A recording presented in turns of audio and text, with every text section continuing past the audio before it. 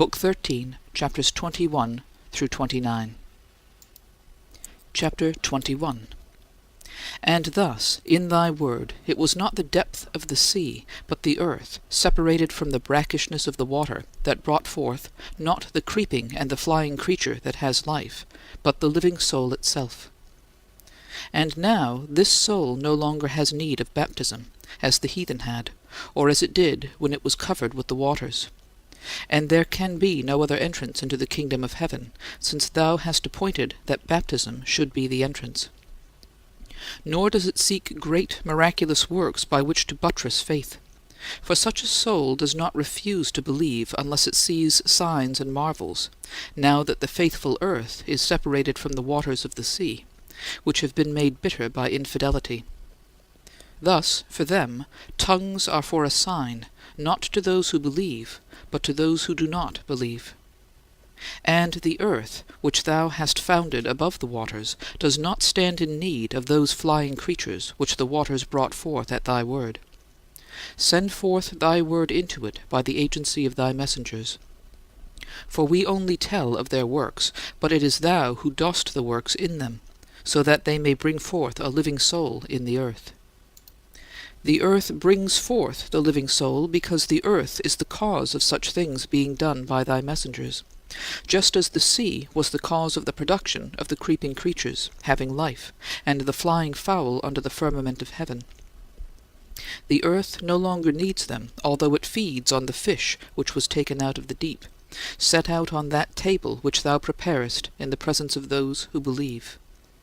To this end he was raised from the deep, that he might feed the dry land. And the fowl, even though they were bred in the sea, will yet be multiplied on the earth. The preaching of the first evangelists was called forth by reason of man's infidelity, but the faithful also are exhorted and blessed by them in manifold ways, day by day.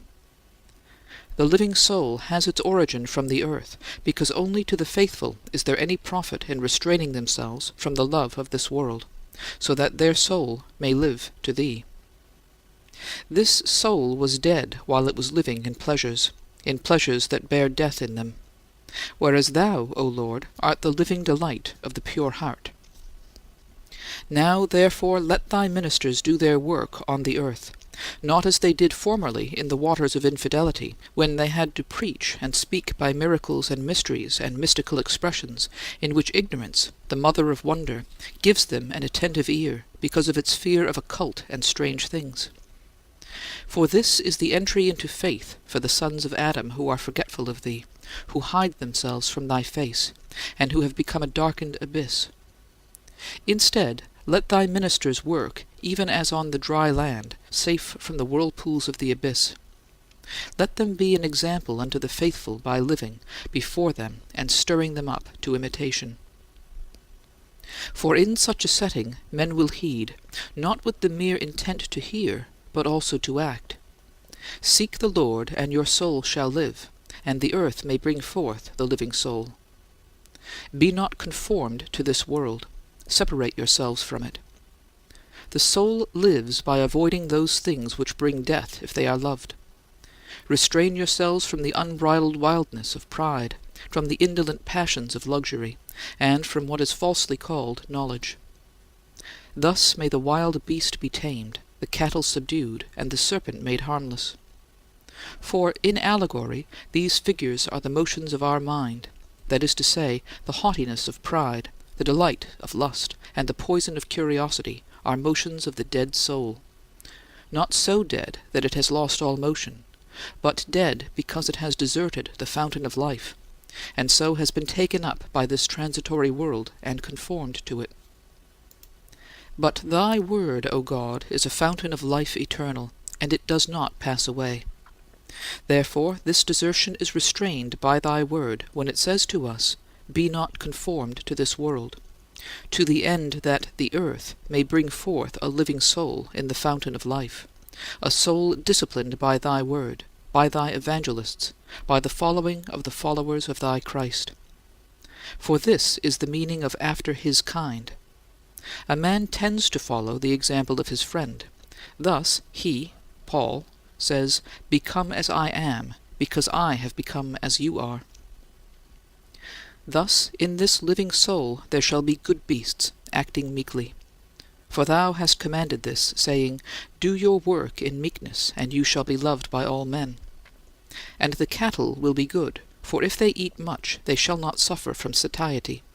And if they do not eat at all, they will suffer no lack. And the serpents will be good, not poisonous to do harm, but only cunning in their watchfulness, exploring only as much of this temporal nature as is necessary in order that the eternal nature may be clearly seen, understood through the things that have been made. For all these animals will obey reason when, having been restrained from their death-dealing ways, they live and become good. Chapter 22. Thus, O Lord, our God, our Creator, when our affections have been turned from the love of the world, in which we died by living ill, and when we began to be a living soul by living well, and when the word, "Be not conformed to this world," which thou didst speak through thy apostle, has been fulfilled in us, then will follow what thou didst immediately add when thou saidst, "But be transformed by the renewing of your mind." This will not now be after their kind, as if we were following the neighbor who went before us, or as if we were living after the example of a better man. For thou didst not say, Let man be made after his own kind, but rather, Let us make man in our own image and our own likeness, so that then we may be able to prove what thy will is.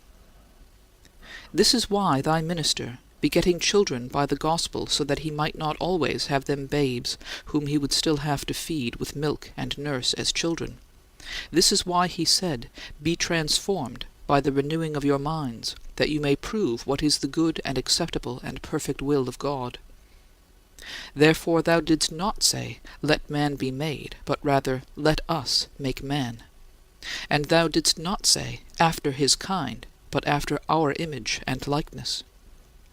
Indeed, it is only when man has been renewed in his mind and comes to behold and apprehend thy truth that he does not need another man as his director to show him how to imitate human examples. Instead, by thy guidance, he proves what is thy good and acceptable and perfect will. And thou dost teach him, now that he is able to understand, to see the Trinity of the Unity and the unity of the Trinity. This is why the statement in the plural, Let us make man, is also connected with the statement in the singular, And God made man. Thus it is said in the plural, After our likeness, and then in the singular, After the image of God. Man is thus transformed in the knowledge of God, according to the image of him who created him. And now, having been made spiritual, he judges all things, that is, all things that are appropriate to be judged, and he himself is judged of no man. Chapter 23. Now this phrase, he judges all things, means that man has dominion over the fish of the sea, and over the fowl of the air, and over all cattle and wild beasts, and over all the earth, and over every creeping thing that creeps on the earth. And he does this by the power of reason in his mind, by which he perceives the things of the Spirit of God. But when man was put in this high office, he did not understand what was involved, and thus was reduced to the level of the brute beasts, and made like them.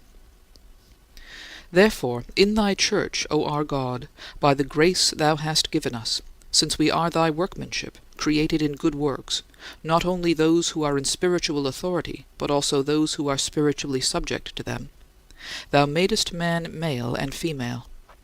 Here all are equal in thy spiritual grace, where, as far as sex is concerned, there is neither male nor female, just as there is neither Jew nor Greek, nor bond nor free. Spiritual men, therefore, whether those who are in authority or those who are subject to authority, judge spiritually. They do not judge by the light of that spiritual knowledge which shines in the firmament, for it is inappropriate for them to judge by so sublime an authority. Nor does it behoove them to judge concerning thy book itself, although there are some things in it which are not clear. Instead, we submit our understanding to it, and believe with certainty that what is hidden from our sight is still rightly and truly spoken. In this way, even though a man is now spiritual and renewed by the knowledge of God according to the image of him who created him, he must be a doer of the law rather than its judge. Neither does the spiritual man judge concerning that division between spiritual and carnal men, which is known to thy eyes, O God, and which may not as yet be made manifest to us by their external works, so that we may know them by their fruits. Yet thou, O God, knowest them already, and thou hast divided and called them secretly before the firmament was made. Nor does a man, even though he is spiritual, judge the disordered state of society in this world. For what business of his is it to judge those who are without, since he cannot know which of them may later on come into the sweetness of thy grace, and which of them may continue in the perpetual bitterness of their impiety? Man, then, even if he was made after thy own image, did not receive the power of dominion over the lights of heaven, nor over the secret heaven, nor over the day and the night which thou callest forth before the creation of the heaven, nor over the gathering together of the water which is the sea.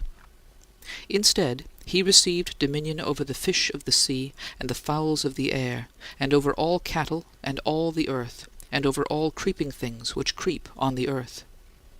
Indeed, he judges and approves what he finds right, and disapproves what he finds amiss, whether in the celebration of those mysteries by which are initiated those whom thy mercy hast sought out in the midst of many waters, or in that sacrament in which is exhibited the fish itself, which, being raised from the depths, the pious earth feeds upon, or in the signs and symbols of words which are subject to the authority of thy book. Such signs as burst forth and sound from the mouth as if it were flying under the firmament, interpreting, expounding, discoursing, disputing, blessing, invoking thee, so that the people may answer, Amen. The reason that all these words have to be pronounced vocally is because of the abyss of this world and the blindness of our flesh, in which thoughts cannot be seen directly, but have to be spoken aloud in our ears. Thus, although the flying fowl are multiplied on the earth, they still take their origins from the waters. The spiritual man also judges by approving what is right and reproving what he finds amiss in the works and morals of the faithful, such as in their almsgiving, which is signified by the phrase, "the earth bringing forth its fruit." And he judges of the living soul, which is then made to live by the disciplining of her affections in chastity, in fasting, in holy meditation.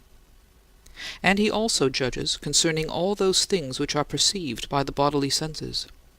For it can be said that he should judge in all matters about which he also has the power of correction. Chapter 24. But what is this? What kind of mystery is this? Behold, O Lord, thou dost bless men in order that they may be fruitful and multiply and replenish the earth. In this art thou not making a sign to us, that we may understand something allegorically?